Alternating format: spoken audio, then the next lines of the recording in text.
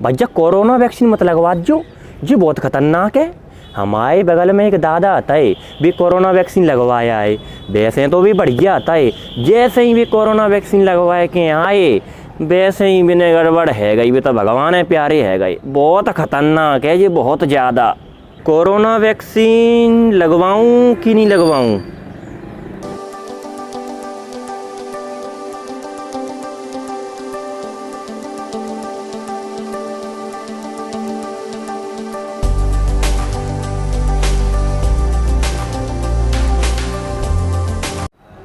दोस्तों नमस्कार। Covid vaccination को लेकर लोगों में कई तरह की भ्रांतियां फैल रही हैं।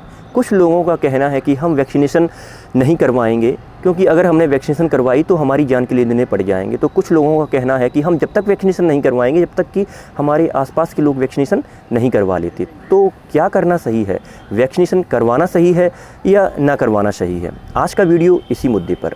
दोस्तों सबसे पहले बात कर लेते हैं, जिन लोगों ने कोरोना वैक्सीनेशन करवाया उनकी मौत हो गई, ऐसा क्या रीज़न, ऐसे क्या कारण थे? तो दोस्तों कुछ लोगों में कोरोना के लक्षण थे या फिर वो कहीं ना कहीं कोरोना पॉजिटिव थे और इन लक्षणों पर उन्होंने ध्यान नहीं दिया और इन लक्षणों के दौरान ही उन्होंने कोरोना वैक्सीन लगवा ली, जिसके चलते उन्हें अपनी जान के लेने देने पड़ गए। तो दोस्तों सबसे पहला नियम तो यही है कि आप सबसे पहले यह सुनिश्चित करें कि आपके अंदर कहीं कोई कोरोना का लक्षण तो नहीं है या फिर आप कहीं कोरोना पॉजिटिव तो नहीं है। और अगर आप मेरी सलाह मानें तो आप सबसे पहले कोरोना टेस्ट करवाएं और अगर वो टेस्ट कोरोना नेगेटिव आता है तो ही आप वैक्सीनेशन के बारे में सोचें। लेकिन मुझे पता है कि आप कोरोना टेस्ट करवाने नहीं जाओगे क्योंकि आपको डर है कि अगर मेरा कोरोना टेस्ट गलती से भी पॉजिटिव आ गया तो फिर मुझे अपने आप को घर में खुद को आइसोलेट करना पड़ेगा, मैं किसी से मिलने नहीं जा पाऊँगा, कोई मुझसे मिलने नहीं आएगा और हो सकता है कि प्रशासन के द्वारा आपका घर भी सील कर दिया जाए। तो इस डर की वजह से आप कोरोना टेस्ट करवाने नहीं जाओगे। तो दोस्तों ऐसा बिल्कुल ना करें। आपकी हेल्थ और आपके अपनों की हेल्थ इससे कहीं ज़्यादा है। अगर मान लो आपका कोरोना टेस्ट पॉजिटिव आ भी जाता है तो क्या होगा? आपको कुछ दिन के लिए घर में अपने आप को आइसोलेट करना होगा।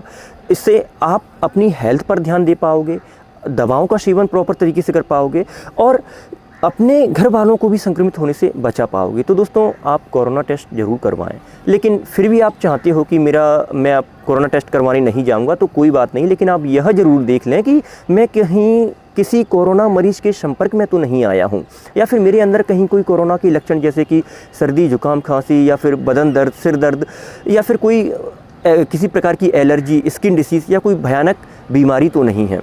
अगर ऐसा है तो आप कोरोना वैक्सीनेशन को कुछ समय के लिए टाल सकते हो। दोस्तों दूसरा नियम जो है वो है कोरोना वैक्सीन की ड्यूरेशन को लेकर। जैसे दोस्तों अगर आपने कोरोना वैक्सीन का पहला डोज ले लिया है तो दूसरा डोज तय समय के अनुसार ही लें। जैसे मैं अगर कोविशील्ड की बात करूं तो कोविशील्ड का अगर आपने पहला डोज ले लिया है तो दूसरा डोज लगभग 42 दिनों के बाद ही लें। अक्सर देखने को मिलता है कि पहला डोज लोग लेके आ जाते हैं और दूसरा डोज लेने के लिए 10 से 15 दिन के बाद ही चले जाते हैं। तो इससे आपको उतना फ़ायदा तो नहीं होगा, लेकिन हो सकता है कि इसका विपरीत प्रभाव आपको देखने को मिले। तो दोस्तों समय सीमा का विशेष ध्यान रखें, तय समय के अनुसार ही दोनों डोज लें। तीसरा नियम या फिर तीसरी बात जो है वो है कि अगर आपने पहला डोज जिस एंटी कोविड वैक्सीन का लिया है दूसरा डोज भी उसी एंटी कोविड वैक्सीन का लें।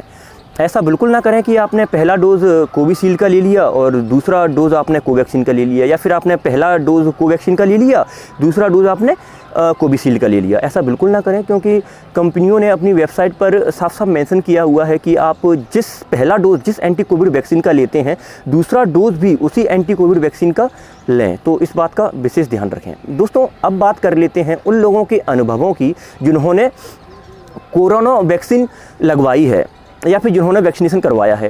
दोस्तों जितने भी लोगों से मेरी बात हुई है या फिर जितने भी लोगों से मैं मिला हूं उन सबका कहना ये है कि उन्हें कोरोना वैक्सीन लेने के बाद कोई दिक्कत नहीं आई और वे वर्तमान में बिल्कुल पूरी तरह से स्वस्थ और फिट हैं।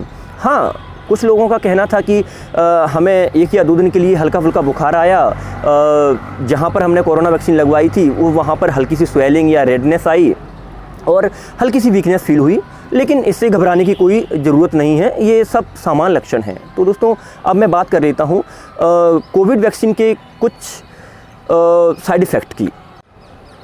दोस्तों मैं जो कोरोना वैक्सीनेशन के कुछ साइड इफ़ेक्ट बताने जा रहा हूँ वो केवल कोरोना वैक्सीन की नहीं बल्कि किसी भी वैक्सीनेशन के एक सामान्य लक्षण होते हैं जिनसे हमें घबराने की कोई ज़रूरत नहीं है। जैसे कि अगर आप वैक्सीनेशन करवा के आए हो तो आपको वैक्सीनेशन की साइट पर रेडनेस या फिर हल्की सी स्वेलिंग आ सकती है, या फिर वहाँ पर हल्का फुल्का दर्द भी हो सकता है, और हो सकता है कि आपको 1 या 2 दिन के लिए बुखार आए, वॉमिटिंग आए। ये सब किसी भी वैक्सीनेशन के एक सामान्य लक्षण होते हैं।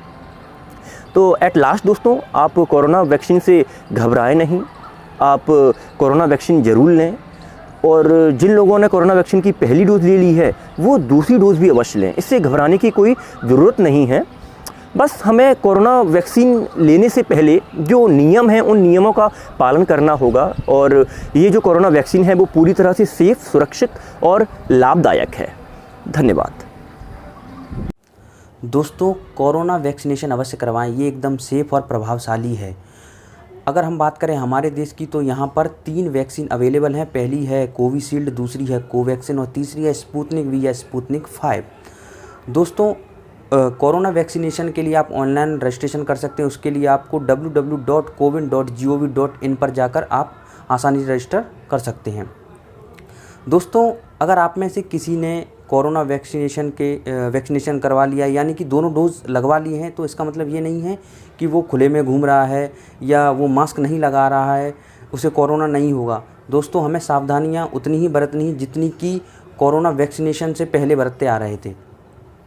तो दोस्तों मैं सभी से आग्रह करूंगा जो ये वीडियो देख रहे हैं, मैं उनसे सिर्फ यही कहना चाहूँगा कि आप कोरोना वैक्सीनेशन अवश्य करवाएं और आपके आसपास जो भी लोग हैं उन्हें भी प्रेरित करें।